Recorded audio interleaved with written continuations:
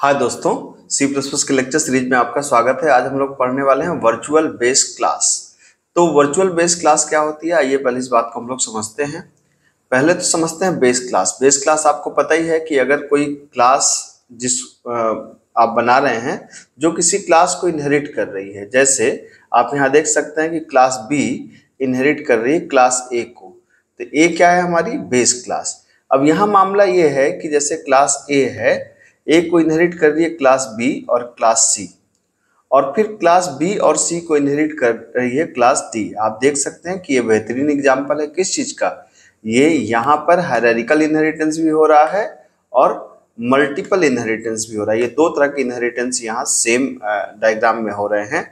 तो यहाँ क्लास ए को इनहेरिट कर रही है क्लास बी और क्लास सी, अब क्लास बी और सी को इनहेरिट कर रही है क्लास डी। अब इसमें समस्या क्या हुई, समस्या ये हुई कि क्लास ए की एक कॉपी बी के माध्यम से डी में चली आएगी और क्लास ए की एक कॉपी सी के माध्यम से डी में चली आएगी। मतलब क्लास ए की दो कॉपी आएगी डी के अंदर, एक बी के द्वारा और एक सी के द्वारा। तो यहाँ पर क्या है, हमारा कंपाइलर एक एरर मैसेज देगा, एम्बिग्युइटी की प्रॉब्लम देगा और वो प्रॉब्लम क्रिएट करेगा।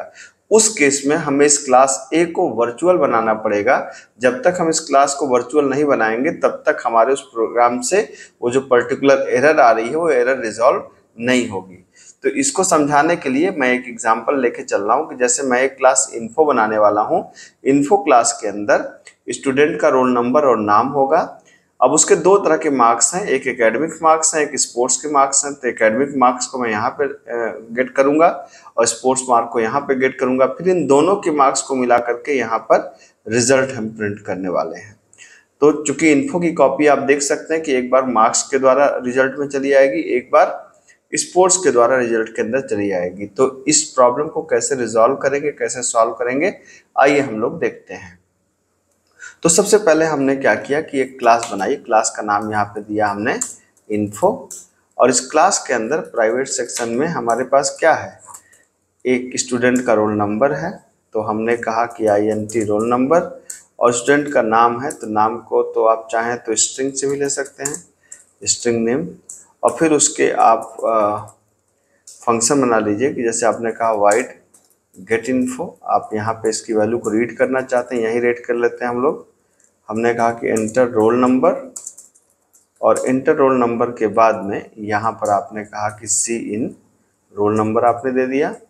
फिर यहाँ पे नाम भी साथ ही साथ रीड कर लीजिए। तो हम कह सकते हैं कि एंटर नेम, तो आपने यहाँ पे नेम को रीड कर लिया और सी इन आपने नेम को रीड कर लिया।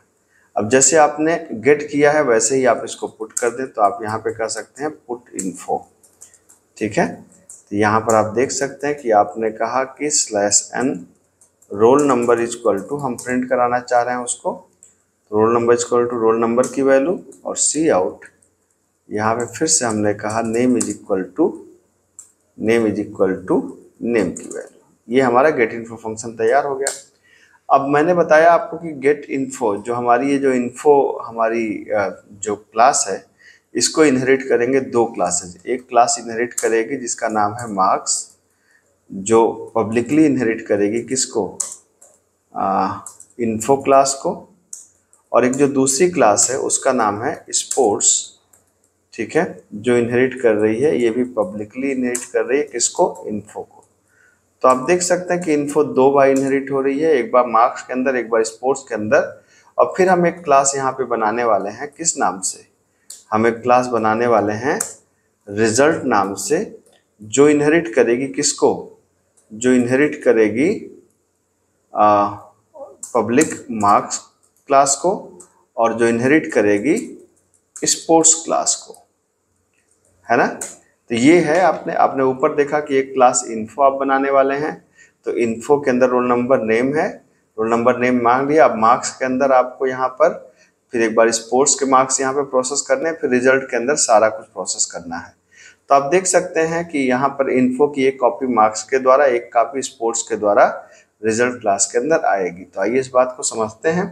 अब यहाँ पर हमने कहा एक सीधा पब्लिक के अंदर हम गए, हमने कहा कि यहाँ पर बनाया INT फिजिक्स, केमिस्ट्री और मैथ। अब एक फंक्शन बना दिया वाइड गेट मार्क्स, ठीक है। यहाँ पे वेरिएबल को मैं पब्लिक में इसलिए ले रहा हूँ क्योंकि उस वेरिएबल्स की वैल्यू को मैं इस्तेमाल करूंगा रिजल्ट क्लास के अंदर। तो चूंकि इनहेरिट कराना है मुझे दूसरी क्लास में, इसीलिए मैं इसको यहाँ पे पब्लिक ले रहा हूँ, ठीक है। या तो हम लोग इसको प्रोटेक्टेड भी ले सकते हैं, लेकिन अभी पब्लिक ले रहे हैं। तो अब यहाँ पे आपने कहा कि आप सीधा कह सकते हैं slash n enter marks in क्या, फिजिक्स, केमिस्ट्री एंड मैथ्स, ये आपने दे दिया यहाँ पर, ठीक है। यहाँ पर आपने कहा कि इंटर और सी इन आपने क्या कर दिया, सी in P comma C comma P C और एम, ये आपने इनहेरिट कर लिया, ठीक। उसी तरीके से अब आपने कहा वाइड, जैसे गेट मार्क्स है वैसे पुट मार्क्स हो गया, ठीक है। यहाँ पर आपको क्या करना है, पुट मार्क्स के अंदर आपको सिंपली मार्क्स प्रिंट करा देने हैं।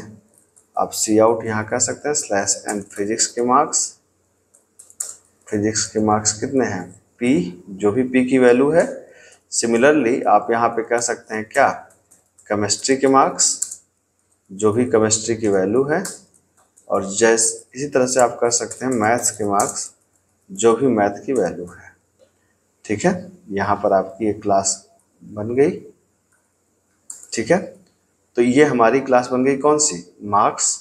अब उसी तरीके से यहाँ पर एक स्पोर्ट्स का ही बनाएंगे।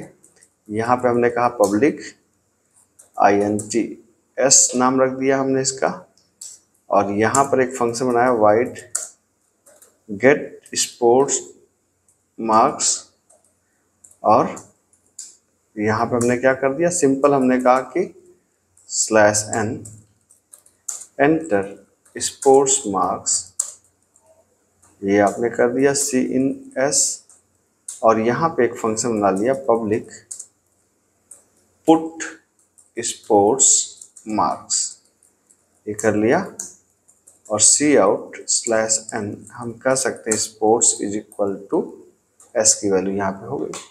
तो आप देख सकते हैं सारी क्लासेस बन गई, जितनी भी रिक्वायर्ड क्लासेस हमारी थी बन गई। अब हमने बनाना है क्या, रिजल्ट क्लास।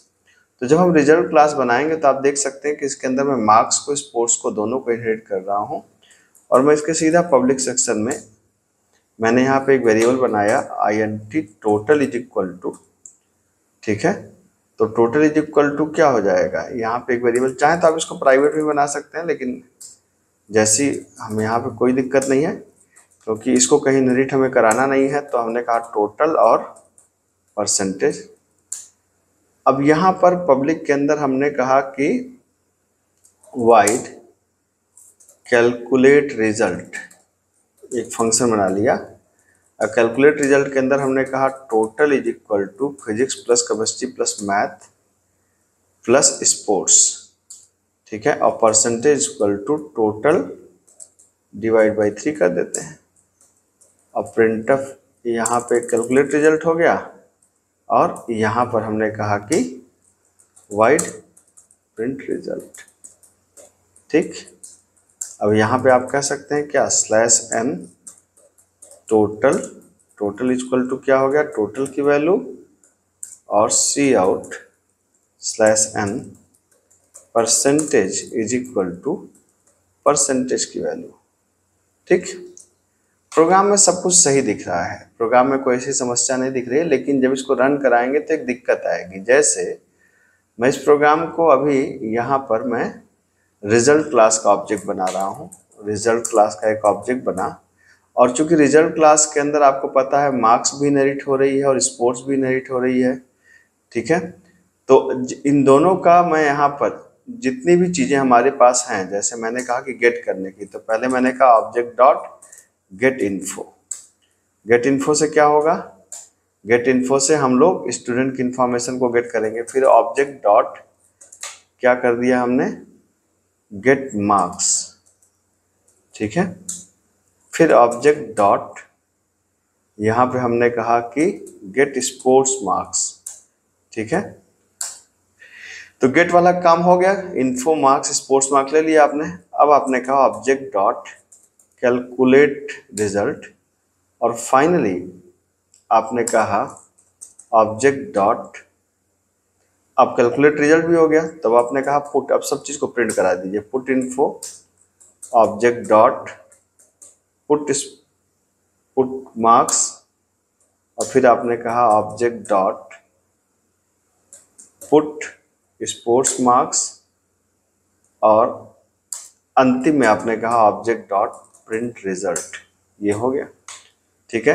मतलब पहले मैंने आपको देखिए कि सारी इंफॉर्मेशन को गेट करी, पहले स्टूडेंट की बेसिक इंफॉर्मेशन को, फिर मार्क्स की इंफॉर्मेशन को, फिर स्पोर्ट्स मार्क्स की इंफॉर्मेशन को, फिर रिजल्ट को कैलकुलेट किया, फिर बेसिक इंफॉर्मेशन प्रिंट करी, फिर बेसिक मार्क एकेडमिक्स मार्क की, फिर स्पोर्ट्स मार्क की, फिर फाइनल रिजल्ट प्रिंट किया, सारा कुछ कर दिया हमने। तो अब इसको अगर हम लोग रन कराएंगे तो इसमें कुछ समस्या आनी चाहिए। ये देखते हैं क्या क्या समस्या आ रही है, ठीक है। पहली समस्या तो एक क्या है, एक्सपेक्टेड सेमीकोलन बिफोर, अच्छा यहाँ गेट नहीं लगना, ये सब यहाँ पे क्या होना चाहिए, वाइड गेट स्पोर्ट्स मार्क्स, और यहाँ होना चाहिए वाइड पुट स्पोर्ट्स मार्क्स, ठीक है। फिर से देखते हैं, अब यहाँ पे क्या है भाई, अब देखिए यहाँ पे ध्यान से देखिए, लिखा है ना request to member get info is ambiguous, है ना, यही एरर की मैं बात कर रहा था। Request to member get info is ambiguous मतलब गेट इन्फो दो बार आ रहा है ना। ये जो मैं आपको आर्किटेक्चर समझा रहा था कि जो इन्फो के अंदर गेट इन्फो है, एक बार मार्क्स के थ्रू यहाँ पे आ रहा है, एक बार स्पोर्ट्स के थ्रू यहाँ पे आ रहा है। तो अब इस चीज को सॉल्व करने के लिए क्या तरीका है, इस चीज को सॉल्व करने के लिए तरीका है कि जब आप इनहेरिट कर रहे हैं किसको, इन्फो को, जैसे पहली बार आपने मार्क्स के अंदर इनहेरिट किया, तो आप यहाँ पे क्या लगा दीजिए, यहाँ पे लगा दीजिए वर्चुअल, ठीक है। उसी तरीके से आप यहाँ पर भी क्या लगा सकते हैं, यहाँ पर भी लगा सकते हैं वर्चुअल, ठीक है। वर्चुअल पब्लिक के पहले, पब्लिक के बाद दोनों लग जाता है, इसमें कोई दिक्कत नहीं आती। अब अगर आप इसको प्रिंट कराएंगे तो अब देखिए, अब मेरे ख्याल से ये प्रोग्राम रन हो जाना चाहिए। अब बिल्कुल देखिए रन हो गया प्रोग्राम। 101 अनुज जो भी आपके मार्क्स हैं आप दे सकते हैं, ठीक है। और आप देख सकते हैं इसने सारी चीज़ों को प्रॉपर प्रिंट कर दिया, ठीक है। अच्छा, परसेंटेज 100 इसलिए आ गया कि टोटल डिवाइड बाई 3 किया, जबकि ये डिवाइड बाई कितना आना चाहिए, 4 आना चाहिए ना हमारे पास, इसलिए दिक्कत आ रही थी, ठीक है।